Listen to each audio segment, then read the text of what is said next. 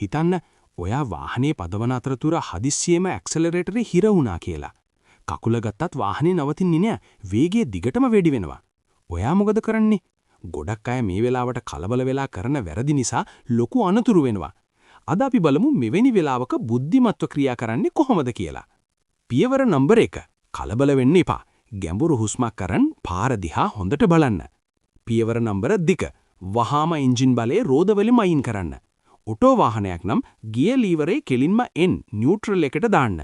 Manual වාහනයක් නම් වහාම ක්ලච් එක සම්පූර්ණයෙන්ම පාගන්න. මේ වෙලාවට එන්ජිමේ සද්දේ වැඩි වෙයි. බය වෙන්න එපා. රෝදවලට ලැබෙන බලය නැති වුණාම වාහනේ වේගවත් වෙන එක නවතිවි.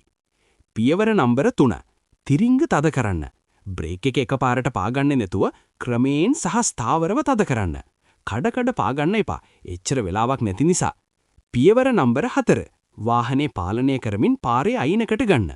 ඊට පස්සේ වාහනේ සම්පූර්ණයෙන්ම නැවතුණාට පස්සේ එන්ජිම ඔෆ් කරන්න. විශේෂ දෙයක්. වාහනේ දුවන අතරතුර කවදාවත් එන්ජිම ඔෆ් කරන්න එපා. එහෙම කළොත් පවර් ස්ටියරින් සහ බ්‍රේක් නැති වෙලා වාහනේ හරව ගන්න බැරි වෙනවා. ඒ වගේම යතුරු ගලවන්න යන්නත් එපා. ස්ටියරින් වීල් එක ලොක් වෙන්න පුරුවන්. පුංචි ටිප් එකක්. ගොඩක් වෙලාවට ඇක්සලරේටරේ හිර වෙන්නේ පාපිස්ස පැටලිලා. ඒ නිසා පාපිස්ස හරියට දාන්න. පෙඩල් යට වතුර බෝතල් වගේ දේවල් තියන්න එපා. මේ වගේ පුංචි දෙයක් දැනගෙන ඉන්න එක ඔබේත් ඔබේ පවුලේ අයගේ ජීවිත බේරා ගන්න උදව් වේවි.